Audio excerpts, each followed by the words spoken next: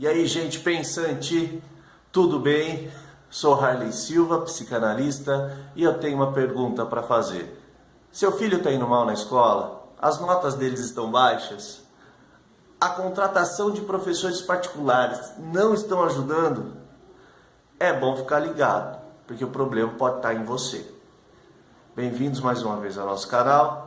Clica no sininho de notificações e se você não se inscreveu, se inscreva ainda e não esqueça de dar aquele joinha legal. Bom vídeo!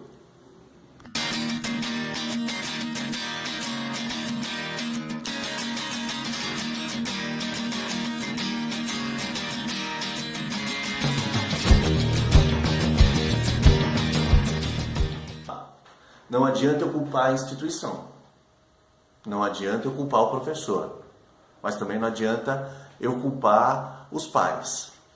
Percebe que é um conjunto aí, né? E é por isso que eu quero aproveitar esse vídeo para que possamos refletir um pouco mais sobre o rendimento educacional, né? O rendimento escolar dos nossos filhos, tá bom? Então eu montei algumas reflexões aqui que vão servir de dicas bem legais para vocês, pais, e para vocês, professores, tá bom? Vamos lá, vamos começar pelos pais. Pais, dica número 1, observem os seus filhos.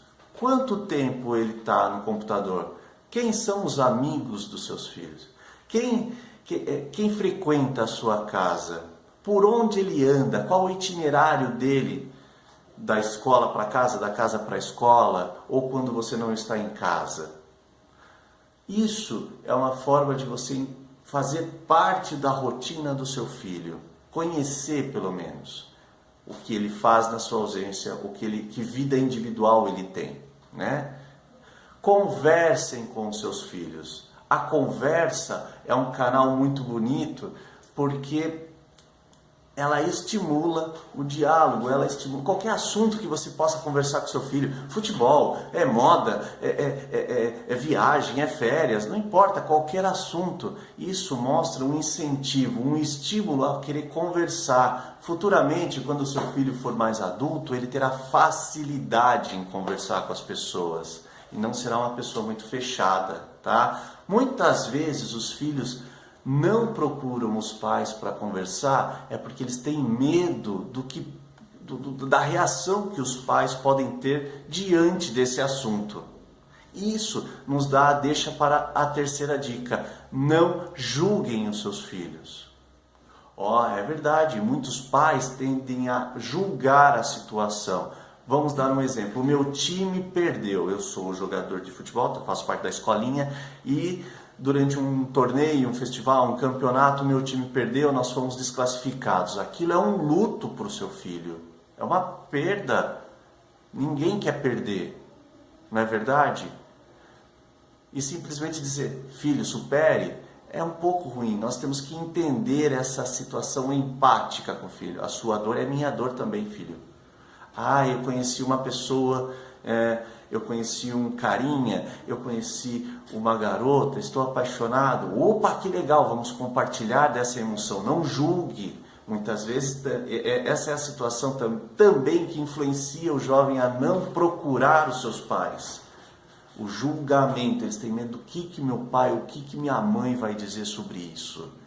Então eles tendem a procurar de outra forma. E hoje com a internet, hoje... com o acesso facilitado de informações, eles vão aprender de uma maneira mais instantânea, mais superficial, mais líquida, não é verdade? Então, e a última, sejam coerentes, pais. A quarta dica, sejam coerentes. Aquela frase do faço o que eu digo, não faço o que eu faço, hoje em dia está ficando um pouco mais defasada. Eu sou um pai fumante, eu vou falar para o meu filho, não fume, mas ele vê eu fumando. E aí? O meu filho quer eu como referência. O filho tem os pais, tem as mães como referência.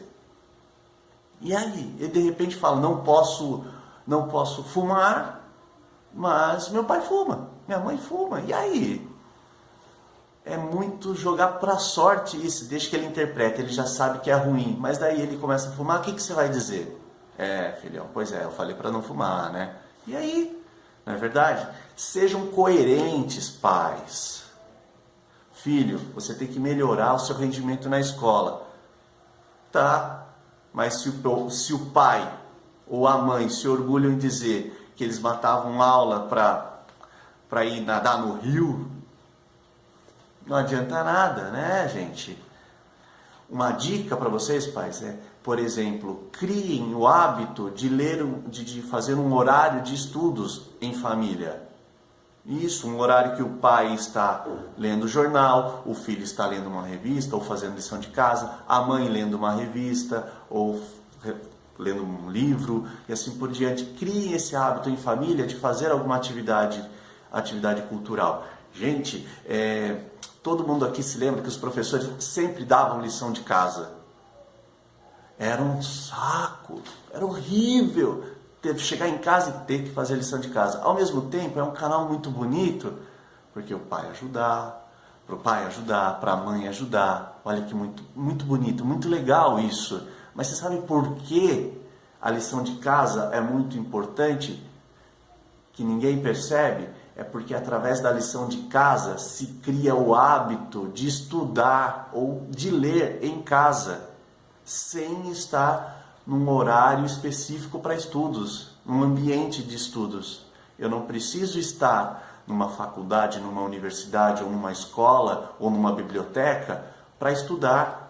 Eu posso estar sentado no sofá da minha casa, ou na mesa da cozinha, ou deitado na minha cama, ou numa salinha de estudos dentro da minha casa, ou sei lá, dependendo da casa, tem até bibliotecas hoje nas casas.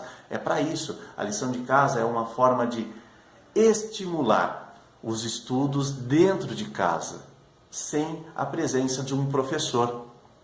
E por falar em professor, vamos lá, tenho 4 dicas muito legais para os professores. Primeiro, inovem a sua aula.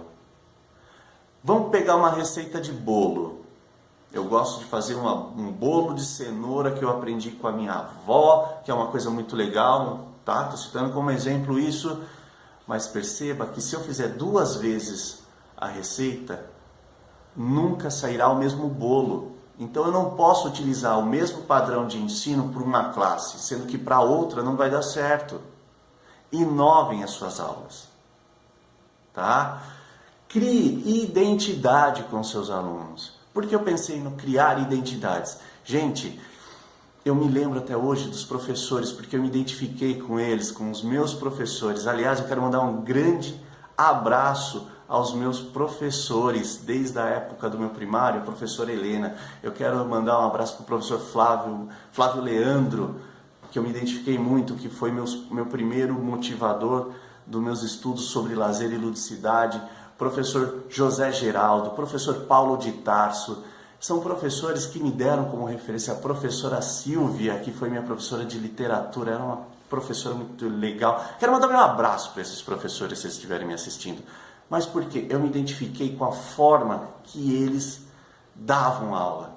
E hoje eu sou muito grato a essas pessoas. Muito bom, né? É muito legal isso, porque eu me identifiquei. Então, professores, façam com que o aluno se identifique com você. Não seja só um personagem diante de um quadro negro, falando, gente, é isso aqui.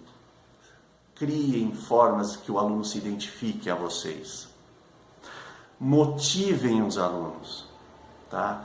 Eu lembro da minha professora de literatura, como eu falei o nome dela, Silvia, e era uma coisa muito legal, porque ela começava a aula citando, né, pensadores brasileiros. Então a aula dela começava com ela falando um poema, a aula começava com ela citando algum trecho de algum livro. É lindo, era muito legal. Sabe, gente, isso é muito maneiro. Então motivem os seus alunos. Não tenham medo. E para isso, gente, sejam referência. Não tenham medo de ser a referência para os seus alunos. Quando nós estamos no endereço, hoje em dia tem muita facilidade com o GPS, mas quando nós estamos precisando de alguma referência aí para tal lugar, como já falei várias vezes aqui nos vídeos, aqui no nosso canal, sejam referência. A gente sempre busca uma referência para onde nós queremos ir. Professores, sejam referência. É muito legal, não tenham medo disso, é muito bonito.